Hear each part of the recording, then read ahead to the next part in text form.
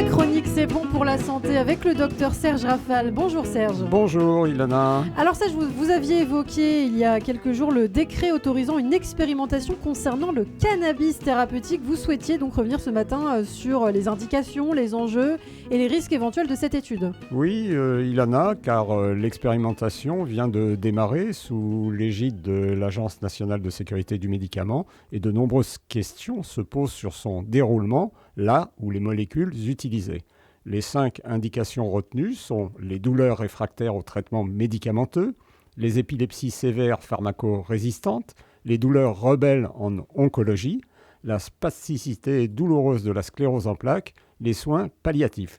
Et par conséquent, n'en font pas partie les troubles de l'humeur, anxiété, dépression, stress post-traumatique, les addictions et l'usage festif. Je le mets bien sûr entre guillemets. Et ça, c'est très important de le dire. Alors, quelles sont les modalités pratiques de cette expérimentation ? Elle va s'étendre sur 2 ans et inclure dans 200 structures de référence 3000 patients qui vont être suivis mensuellement, chacun pendant au moins 6 mois. Et quel est le statut légal du cannabis en France ? Il est considéré comme un stupéfiant dont la détention et l'usage sont interdits. Néanmoins, en 2013, un décret a modifié le Code de la santé publique pour permettre à des médicaments à base de cannabis et de ses dérivés d'être mis sur le marché.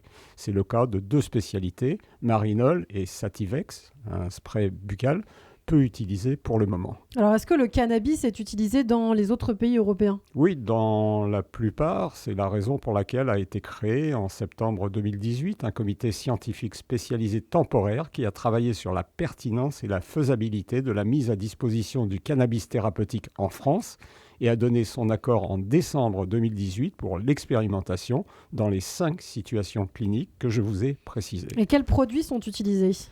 L'expérimentation se fait avec des médicaments à base de fleurs séchées et d'extraits de cannabis, des galéniques à effet immédiat, sublinguales, vaporisées, inhalées, et des formes orales à effet prolongé. Les principes actifs sont le THC et le cannabidiol, 2 cannabinoïdes de la plante avec des ratios différents selon les indications et les patients. Alors on imagine qu'il y a quand même des effets indésirables sur ces produits. Quels sont-ils ? Bien sûr, le cannabidiol seul peut entraîner des nausées, des vertiges, un état sédatif, mais il n'est pas addictogène, ce qu'est par contre le THC. Ce risque reste toutefois très inférieur aux opiacés comme la morphine ou l'héroïne. Et le CBD qu'on peut trouver à présent un petit peu partout, en tout cas sur les sites internet notamment. Le cannabis va remplacer les médicaments antidouleurs, Serge ? Non, c'est pour le moment une alternative de seconde intention, mais l'étude pourrait, en fonction de ses résultats, élargir ses indications. Est-ce que des produits jouent sur la confusion thérapeutique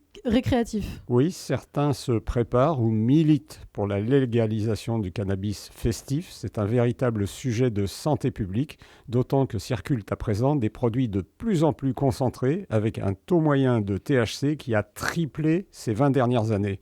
Ils sont donc de plus en plus dangereux, en particulier pour les plus jeunes dont la maturation cérébrale n'est pas terminée et constituent une porte largement ouverte vers la schizophrénie.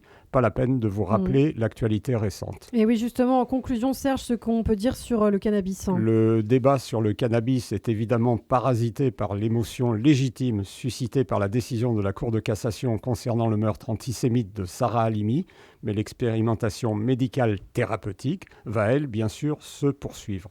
Rendez-vous dans 2 ans pour des résultats qui devraient être positifs si l'on en juge par les essais déjà réalisés ailleurs. Et à propos du cannabis, j'adhère totalement à ce qu'en dit Gérard Miller. Parmi ceux qui n'ont jamais commencé, il ne s'en trouve aucun qui a continué. Et le cannabis thérapeutique, d'ailleurs, qui est déployé dans plusieurs pays, notamment Israël, qui l'utilise pour de nombreuses maladies. On l'a dit, voilà, la sclérose en plaques et d'autres, bien évidemment. Merci beaucoup, Serge Rafal. On vous retrouve demain matin sur Radio J.